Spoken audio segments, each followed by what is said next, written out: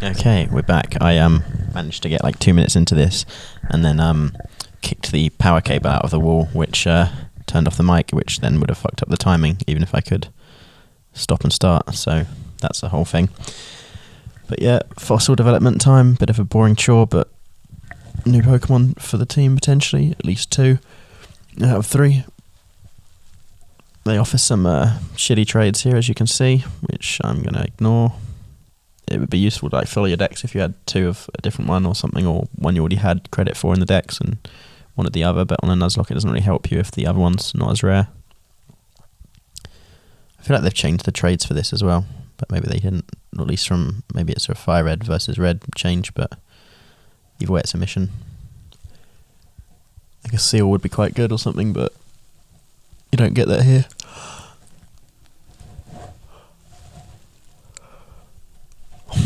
Here we go, another one, Buto.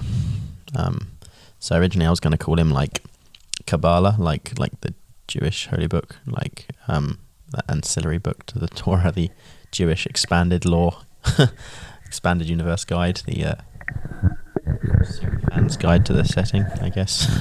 I don't actually know what's in there.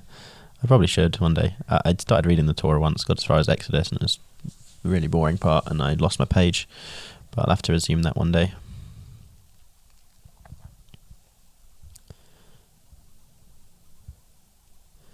So we can deposit these fuckers and move them around.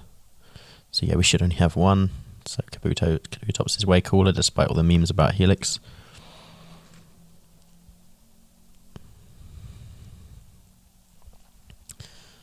So we can do the mansion now, which I believe I have as the thumbnail because it's too easy not to. So we want to use a repel because I happen to know there's a reasonably decent Pokemon that has a chance of being in the basement. So I don't want to catch my one and only before I reach the basement. That's the premise, and it should speed things up too, which is a bonus. No encounters to kill or skip.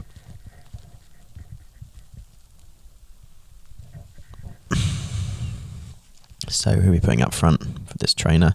I think the burglars tend to have fire Pokemon. There's a lot of burglars in here. So Lapras is a good choice. But Benji needs some levels, so burn these fuckers. I don't think acid is actually got decent damage, but I don't think it can poison you like other poison moves can, so there's that. Shame he doesn't have quick attack. That would be much more comfortable for situations like that. Do not trust him not to get hyper fanged. Pursuit is horrible. I forgot that ghost moves don't work. I'm figuring I can put him to sleep. I miss. He's slowing me down. I'm starting to get concerned. He's nearly killed me and it's super effective, but he's asleep now. Dream Eater gives us some health. That's cool. Second Dream Eater would finish him, but he's bloody done that. So we try and confuse him. Hope he kills himself. Come on, put him back to sleep. Hits us with a pursuit, but he's still confused, right? Hits us with a pursuit. I'm panicking, I don't want to die. I'm pure panic, I switch out, but of course pursuit works literally that way, where you can hit fleeing Pokemon for I think more damage. And we've just lost a guy on a rat. On a fucking rat. I'm pissed. He hadn't even reached his full potential. He was going to be a Gengar, because he can be on this ROM hack. Now it hurts itself, fucking useless thing. That youngster fuck. It's so annoying.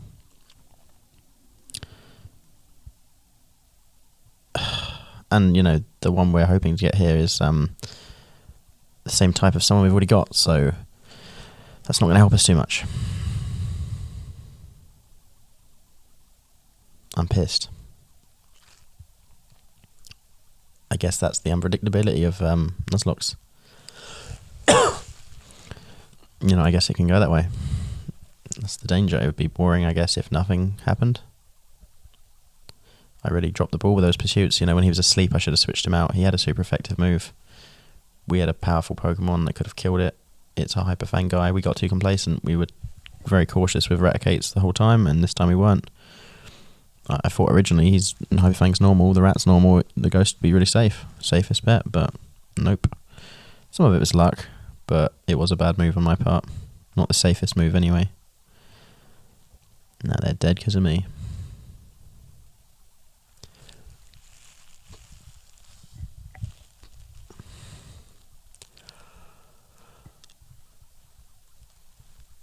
Just one-shotting these guys out of spite, basically, at this point. It's obviously going to be a hidden item around there, surely. Guess I didn't think so at the time. Bloody repels, costing a lot of money. But I really don't want to come back here. I want to explore this place in one go, is my thinking, so... Better to use them all now, press every button combination now.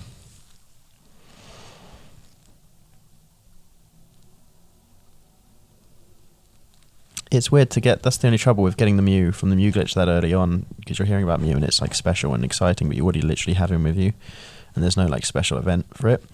But yeah, it's weird that that's the case, because I guess there's nothing. But yeah, they obviously tried to recreate the similar thing. You get him at a similar stage, you know, after the Slowpoke kid in this game. So they were trying to like recreate that, but it does sort of create some almost discontinuity with this part of the game. But first world problem, and it's a worthwhile trade to get a Mew, right? It's a badass Pokemon. I can never remember which side to drop down here. That's always an issue. So many, always more trainers than I remember in these games. I think it's because you play them so many times. It's every individual battle is not particularly novel, so it's like a bit more chory. Yeah, I've played way too many of these games over the years. This is a pretty decent final send-off.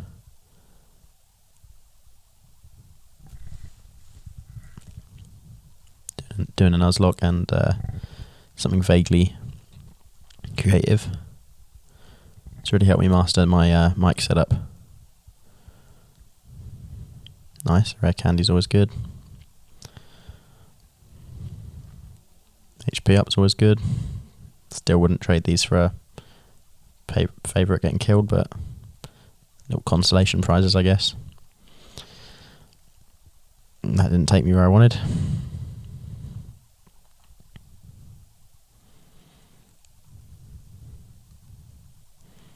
There we go. We're back down, so now we know the correct side to drop.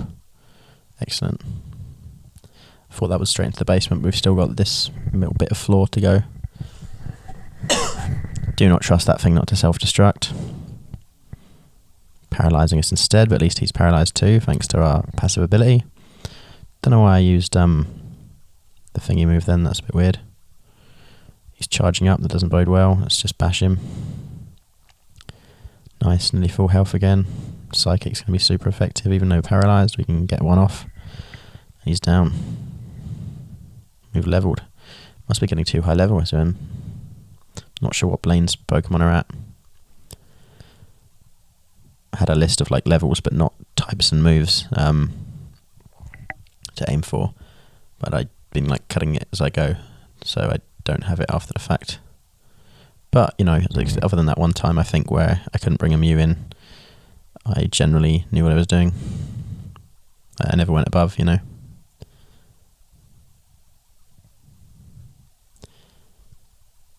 Okay, what else we got here? This is the floor we want.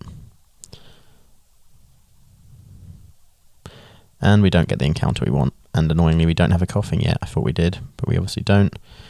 So we have to use up our capture on this useless git. And then he does that. So we lost a Pokemon and didn't gain one and spent some money on repels. I'm pretty cheesed off. This has been one of the low points of... And then the murderer's cousin to rub it in our face. What a mission. I want to get the fuck out of here. I'm just nuking everyone now. There's got to be like 2 or 3 trainers left tops. Could have got a Ponytail or anything. Yeah, so it was a Charmander down here apparently, according to the Ultraviolet thingy. Another Doggo. We already have one of those. Bastard things. Why would he self-destruct? I mean, I guess he was wounded. I should have put him to sleep. But, well, our guy who had to sleep was literally the guy who died. So, there's that. So, it couldn't have been a more perfect storm of unfortunate bullshit, really. Sucks. Such is life. You win some, you lose some. Oh, damn. Luckily, we got a bit of health back. And he uses a move that's weak initially, so we can finish him. Really better switch Mika out, I think. He's getting too wounded. We're pushing our luck.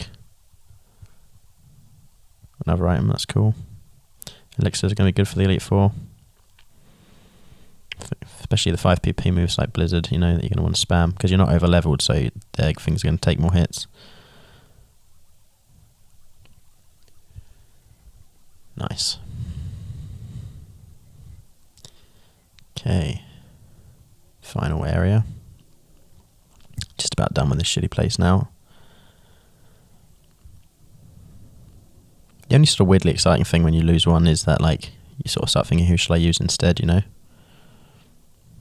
Solar Beam. Weird move. Can Benji dig us out? Yep. Awesome, that saves a bunch of time. Heal up our remaining guys. Take his hell, dart him off his body. Put him in the sick bay. It does beg the obvious question how a ghost can die.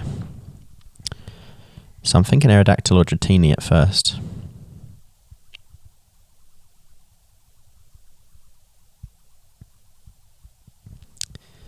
A lot of thinking. Who would you pick here? Staryu's a pretty solid Pokemon, but he can learn a lot of moves, but I already have water well covered right now. We've already got flying in terms of Fearow and Dugero.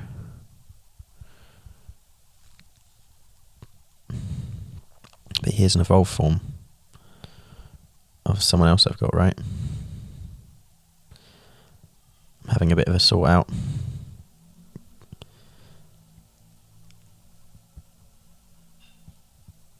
As is the Raticate. He had the Spearow to give to the to get ducks, remember?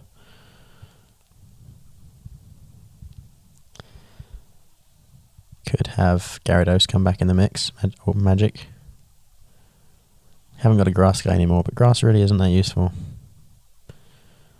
Thinking about Dratini. Bellsprout's put in work before. Kabutops could be pretty neat.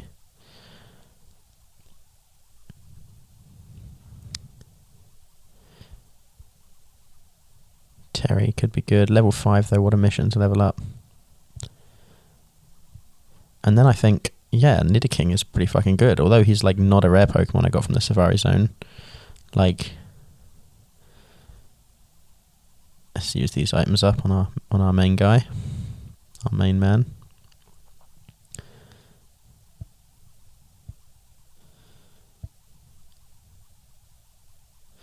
So yeah, obviously he's going to want to X share. Someone should really be using the amulet coin, but there you go. No one needs the bright powder.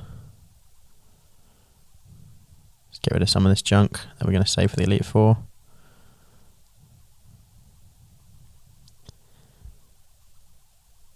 Have a bit of an item sort out too.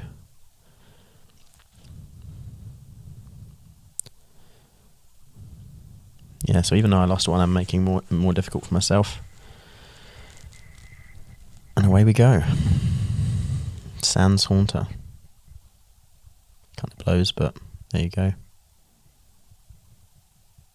Then I'm just looking at where I caught these, because I'm starting to worry I've had too many.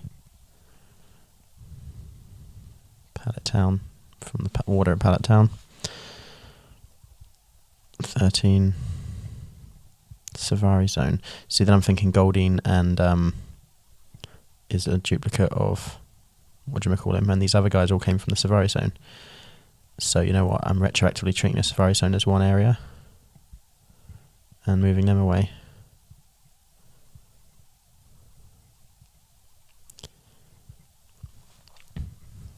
So by moving the Safari guys out, we are creating a team.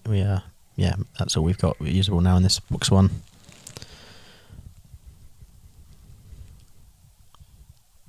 Because I realised although I lost one and that sucks, I've still got a ton of guys left, you know. And that feels